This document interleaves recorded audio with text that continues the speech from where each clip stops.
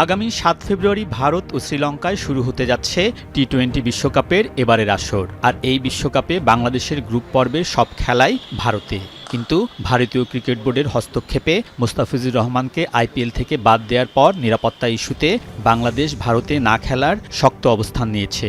আইসিসির নানা দেন দরবারের পরও বিকল্প ভেন্যু হিসেবে শ্রীলঙ্কায় খেলার পক্ষে অনড় বিসিবি।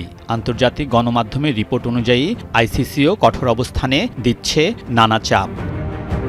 তবে কোনো চাপের কাছে বাংলাদেশ মাথা নত করবে না বলে জানিয়েছেন যুব ও ক্রীড়া উপদেষ্টা আসিফ নজরুল। এর আগে এমন উদাহরণ আছে, পাকিস্তানে ভারত খেলতে যাবে না বলেছে, আইসিসি ভেন্যু চেঞ্জ করেছে। আমরা অত্যন্ত লজিক্যাল কারণে ভেন্যু চেঞ্জের কথা বলেছি। আমাদেরকে অযৌক্তিক প্রেশার প্রয়োগ করে, অযৌক্তিক চাপ সৃষ্টি করে আমাদেরকে ভারতে খেলাতে বাধ্য করা যাবে না। শেষ পর্যন্ত ভারতে খেলতে রাজি না হলে আইসিসি বাংলাদেশের পরিবর্তে বিশ্বকাপে স্কটল্যান্ডকে সুযোগ দিতে পারে, এমন প্রশ্নেরও জবাব দিয়েছেন ক্রীড়া উপদেষ্টা।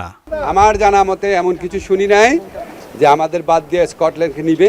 আন্তর্জাতিক গণমাধ্যমের তথ্য অনুযায়ী সিদ্ধান্ত জানাতে ২১ জানুয়ারি পর্যন্ত বাংলাদেশকে সময়সীমা বেঁধে দিয়েছে আইসিসি, যদিও এমন কোনো ডেডলাইন জানে না বিসিবি। আলমগীর স্বপন, যমুনা নিউজ, ঢাকা।